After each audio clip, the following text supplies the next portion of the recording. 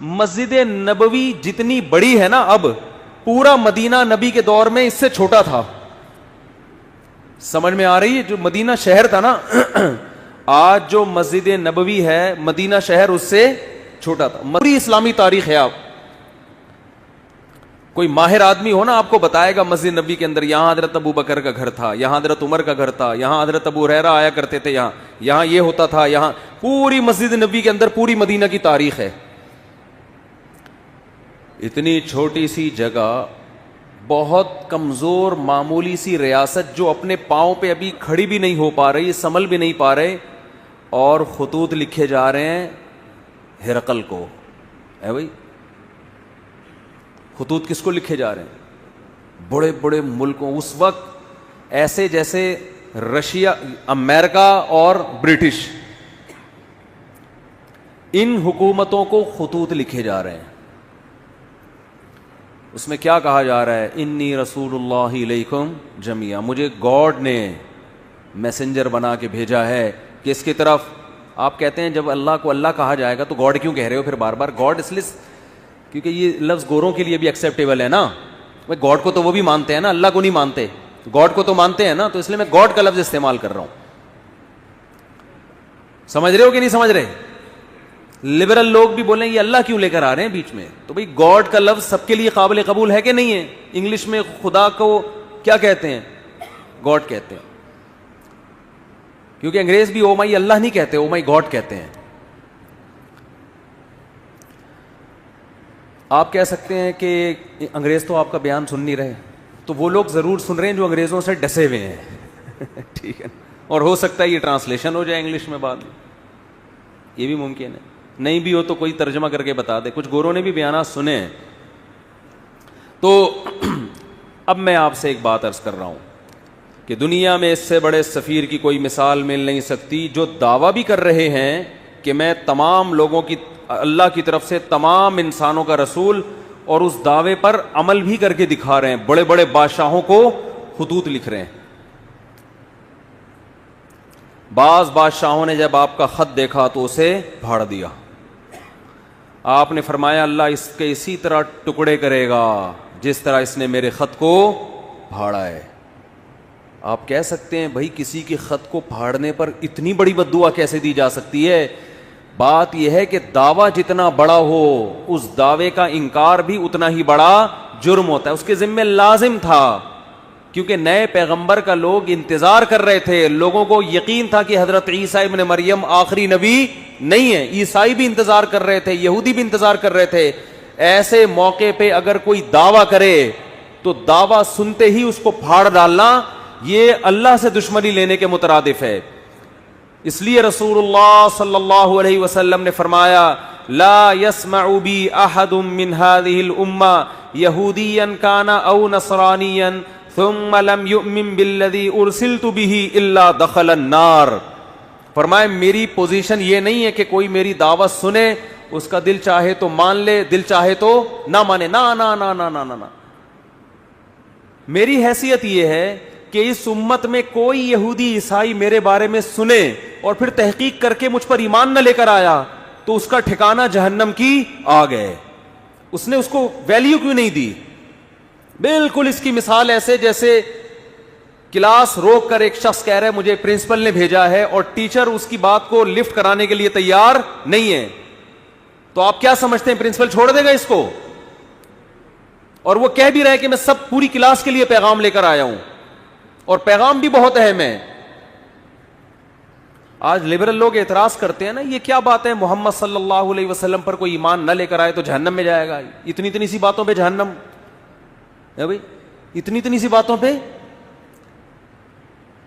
یعنی وہ کہتے ہیں نا یہ لوگ ذرا ذرا سی بات پہ کہاں پھینک رہے ہوتے ہیں جہنم میں ڈال. بھائی اتنی سی بات ہے نہیں, کیونکہ دعویٰ یہ کہ مجھے خدا نے بھیجا ہے. اب آپ کے ذمے ہے کہ آپ تحقیق کرو کہ یہ اپنے دعوے میں جھوٹے ہیں یا سچے. آپ اس کان سے سن کے اس کان سے نکالنے کا آپشن آپ کے پاس ختم ہو گیا. ابھی آپشن نہیں ہے آپ کے پاس کہ ادھر سے سنیں اور ادھر سے نکال دیں گے یار یہ مسلمانوں کے مذہبی معاملات ہیں, چھوڑو. آپ کہہ سکتے ہیں کہ کیا دلیل ہے آپ کے پاس کہ محمد ابن عبداللہ صلی اللہ علیہ وسلم اس دعوے میں سچے تھے. کیا دلیل ہے آپ کے پاس؟ ہم کہتے ہیں 1400 سال پہلے جو آپ کی نبوت کے برحق ہونے کے دلائل تھے وہ تو تھے، وہ لوگوں نے اپنی آنکھوں سے دیکھے. 1400 سال کے بعد جو آپ کے برحق ہونے کے دلائل ہیں وہ پہلے سے بھی زیادہ ہیں، وہ اس سے بھی زیادہ ہیں. اگر خدا محمد صلی اللہ علیہ وسلم کو میسنجر بنا کے بھیجتا اور یہ نہ کہتا کہ یہ آخری پیغمبر ہیں، تو خدا کے ذمے محمد صلی اللہ علیہ وسلم کی تعلیمات کی حفاظت بولو نہیں تھی. کیا خیال ہے؟ اللہ کہہ دیتا کہ ان کی تعلیمات جب مسخ ہوں گی تو میں دوسرا پیغمبر بھیج دوں گا. خدا نے محمد ابن عبداللہ صلی اللہ علیہ وسلم کے بارے میں 2 دعوے کیے، یہ میرے میسنجر ہیں اور لاسٹ میسنجر، ان کے بعد کوئی نبی نہیں ہے، کیونکہ ساری دنیا کے سارے انسانوں کے لیے. اس دعوے میں اللہ نے ایک اور دعویٰ کر دیا کہ ان کی تعلیمات کو میں قیامت تک کے لیے محفوظ کر دوں گا. ان کی تعلیمات قیامت تک کے لیے، بولو نا کیا ہو گیا بھائی؟ وہاں میں پشاور میں بیان کر رہا تھا، ایسا بول رہے تھے لوگ یار، چپ کرانا. سرگودا میں بیان ہوا، چپ کرانا مشکل ہو گیا، لوگ چپ ہی نہیں ہو رہے تھے. وہاں کہنا پڑ رہا تھا مجھے بھی بولنے دو گے کہ نہیں دو گے بولنے. پنجاب لسی، پائے، کراچی میں چائے، چائے کے اثرات ہیں.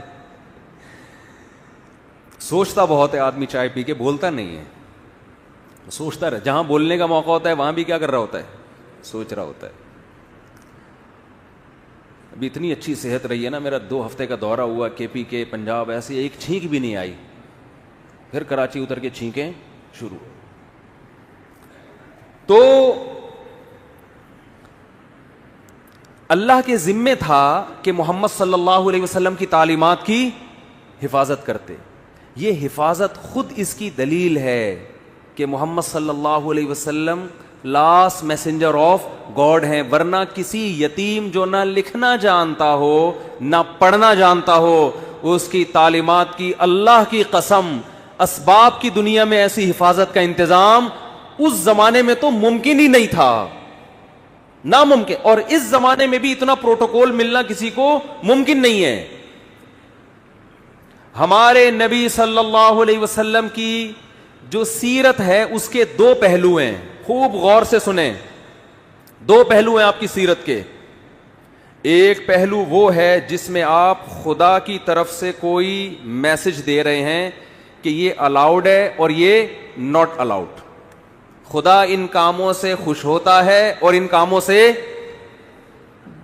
ناراض ہوتا ہے. کہنے میں کیا جا رہا ہے؟ خدا ان کاموں سے خوش ہوتا ہے اور ان کاموں سے ناراض. جب کوئی کہے بولو تو خدا نہ بولنے سے ناراض ہوتا ہے، یہ بھی ایک ہے نا. ان کاموں سے اللہ خوش ہوگا اور ان کاموں سے اللہ ناراض ہوگا. اللہ تعالی نے محمد صلی اللہ علیہ وسلم کو اپنا سفیر بنایا اور یہ بھی دعویٰ کیا کہ یہ آخری نبی ہیں، اور یہ بھی دعویٰ کیا، اسی میں یہ خود بخود دعویٰ ہو گیا کہ ان کی تعلیمات قیامت تک کے لیے محفوظ کر دوں گا. جبکہ اس زمانے میں محفوظ کرنے کا کوئی انتظام، ایسا پراپر انتظام نہیں تھا جو بعد میں لوگوں میں ایجاد ہوا ہے. تو لکھنے والے چند گنے چنے لوگ تھے، لکھتے بھی چمڑوں پہ اور کاغذوں پہ، جس کے گمنے کا بہت امکان، تحریف کا بہت امکان. مگر ایسا انتظام کیا کہ میں آپ سے عرض کر رہا تھا محمد صلی اللہ علیہ وسلم کی تعلیمات 2 قسم کی ہیں. جلدی سے بات کو سمیٹ رہا ہوں میں. ایک وہ تعلیمات جو اصل ہیں، جس کے لیے آپ صلی اللہ علیہ وسلم کو بھیجا گیا، حکم دیا گیا کہ آپ بتا دیں کہ ان باتوں سے خدا خوش ہوتا ہے اور ان باتوں سے خدا ناراض ہوتا ہے. یہ اصل ہے جس کے لیے آپ کو بھیجا گیا. اور سیرت کا ایک پہلو وہ ہے جس کا جو اصل نہیں ہے، اس کا تعلق آپ کی ذاتیات سے ہے. کوئی سفیر جب آپ کے پاس آتا ہے پیغام لے کر، تو آپ کو دلچسپی ہوتی ہے کہ اس کا گیٹ اپ کیسا تھا. جو بھی مشہور شخصیات ہوتی ہیں نا، لوگ ان کو دیکھنا چاہتے ہیں، ان کے بارے میں پوچھتے ہیں. میں جب تک ویڈیو پہ نہیں آتا تھا لوگ پوچھتے تھے کیسے ہیں بھائی مفتی صاحب، موٹے ہیں، پتلے ہیں، لمبے ہیں، ٹھگنے ہیں، کیا ہیں، لوگ پوچھتے تھے میرے بارے میں. ہم شکر ہے اس وقت ویڈیو نہیں بناتے تھے کیونکہ ہم بہت باریک تھے، آواز جاندار رکھی ہوئی تھی، باڈی باریک. تو لوگ مجھے کہتے تھے جیسی آپ کی آواز ہے آپ خود بھی ویسے ہی ہیں. میں کہتا نہیں، تسمع بالمعید خیر من ان تراہ، مجھے دیکھنے سے بہتر ہے سننے پر اکتفا کرو. تو شکر ہے 2013 میں حج کر کے آیا تو کچھ گزارا ہو گیا. تو انسان کو جس سے محبت ہوتی ہے اس کے گیٹ اپ کو بھی جاننے کی کوشش بولو کرتا ہے. ہمارے نبی صلی اللہ علیہ وسلم کا گیٹ اپ کیسا تھا؟ اس کا براہ راست اسلام سے کوئی تعلق نہیں ہے، اس مقصد کے لیے اللہ نے بھیجا نہیں ہے. یہ وہ احکام ہیں جو نسبتاً کم ویلیو رکھتے ہیں. ایک تو ہے نا آرڈر، یہ کرو یہ نہ کرو، یہ تو اصل ہے نا جس کے لیے سفیر کو بھیجا جائے. اللہ نے آپ صلی اللہ علیہ وسلم کی سیرت کا وہ پہلو جس کی ویلیو نسبتاً کم ہے اس کی ایسی حفاظت کی ہے یہ بتانے کے لیے کہ جو اصل تھا اس کی کیسی حفاظت کی ہوگی. آج محمد ابن عبداللہ صلی اللہ علیہ وسلم کے بارے میں کوئی ایک حرف اگر کہتا ہے تو اس کا یہ دعویٰ دلیل کے بغیر قبول بولو نہیں ہے. میں ایک مثال پیش کرتا ہوں. امام ترمذی امام بخاری کے شاگرد ہیں. اللہ کے سفیر محمد ابن عبداللہ صلی اللہ علیہ وسلم کے بارے میں امام ترمذی نے دعویٰ کیا کہ محمد صلی اللہ علیہ وسلم کا گیٹ اپ ایسا تھا. پورا گیٹ اپ نہیں بیان کیا جا رہا، صرف اتنا کہ آپ کے سامنے کے جو دو دانت تھے ان کے درمیان میں خلا تھا، تھوڑا سا ڈسٹینس تھا، تھوڑا سا بول لو فاصلہ تھا. یہ کتنی معمولی سی بات ہے یار. کوئی سفیر آپ کے پاس پیغام لے کر آیا ہے، آپ کسی سے پوچھ رہے ہیں اس کے سامنے کے دانتوں میں خلا تھا یا نہیں تھا؟ ہے بھائی بہت ہی ایک بھائی تھا یا نہیں تھا تو کیا کرنا ہے اس سے. لیکن امام ترمذی یہ بات بیان کر رہے ہیں. لیکن امام ترمذی کو پتا ہے یہ اتنا بڑا دعویٰ کر رہا ہوں میں کہ جس شخصیت کی بات ہو رہی ہے نا ان کا یہ دعویٰ ہے کہ مجھے خدا نے انسانوں کی طرف پیغمبر بنا کے بھیجا ہے. امام ترمذی کو یہ بات معلوم ہے کہ میں نے اگر دعویٰ کر دیا کان النبی صلی اللہ علیہ وسلم افلج الثنیتین کہ نبی کے دو دانتوں کے درمیان میں خلا تھا، یہ دعویٰ کر دیا، یہ امت مجھے چھوڑے گی نہیں. کہ کہاں سے تمہیں پتا چلا؟ آپ مورخین سے پوچھ نہیں سکتے کہ آپ کو کیسے پتا چلا، وہ اپنے لکھ رہے ہوتے ہیں بس. اور اگر وہ دلیل بھی پیش کرتے ہیں تو وہ دلیل اس اتنی مضبوط نہیں ہوتی. اتنی سی بات کو بیان کرنے کے لیے امام ترمذی سند لے کر آئیں گے. حدثنا عبداللہ ابن عبد الرحمن. امام ترمذی کہتے ہیں مجھ سے عبداللہ ابن عبد الرحمن نے بیان کیا. وہ عبداللہ جو عبد الرحمن کے بیٹے ہیں. عبداللہ ابن عبد الرحمن کو کیسے پتا چلا کہ نبی کے دو دانتوں کے درمیان خلا تھا؟ بھائی انہوں نے تو نبی صلی اللہ علیہ وسلم کو دیکھا نہیں. وہ کہتے ہیں حدثنا ابراہیم ابن المنذر، مجھ سے ابراہیم نے بیان کیا جو منذر کے بیٹے ہیں. بھائی ابراہیم ابن